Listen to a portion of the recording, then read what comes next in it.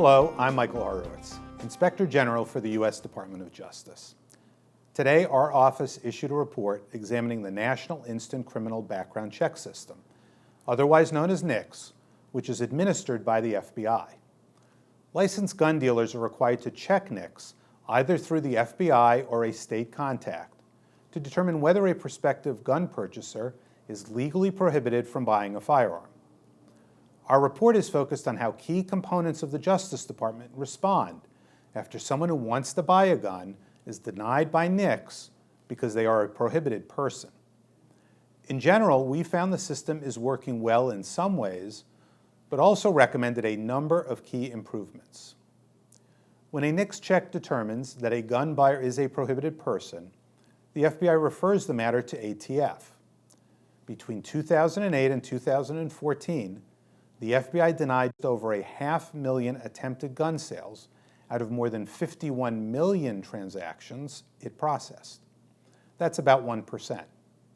ATF in turn investigates to determine whether it needs to track down a gun that should not have been sold. ATF also determines whether to refer the case to the local U.S. Attorney's Office, so it can be considered for criminal prosecution because the attempted gun buyer provided false information when trying to buy the firearm. Between 2008 and 2015, ATF determined that 558 subjects from transactions denied by the FBI warranted referral to the U.S. Attorney's offices around the country, and they accepted 254, or less than 32 per year, for consideration of criminal prosecution. In general, our audit had 5 major findings. First, the FBI has an effective internal control system with an accuracy rate of more than 99%. Although the overall error rate is low, an isolated breakdown can have tragic consequences. For example, the defendant charged with killing members of a Charleston, South Carolina church should have been prohibited from buying his weapon. However, in his case, the NICS process was unable to obtain timely and accurate data from local agencies, which would have blocked that sale. Second, we found that states that processed their own NICS transactions did not fully update the NICS database, failing to do so in 630 of 631 transactions we reviewed.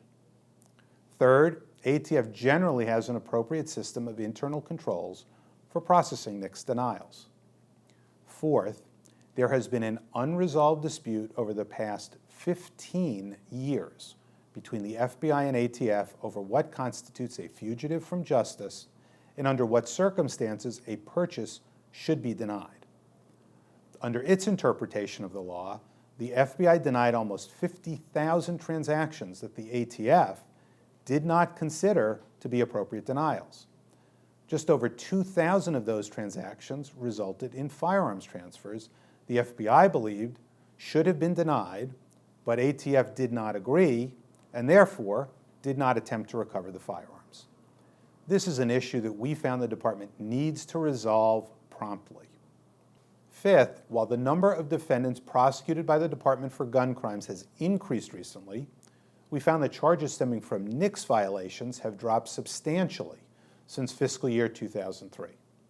This is true despite a request in January 2013 by President Obama that the department consider whether to bring more NICS denial prosecutions in the wake of the Sandy Hook tragedy.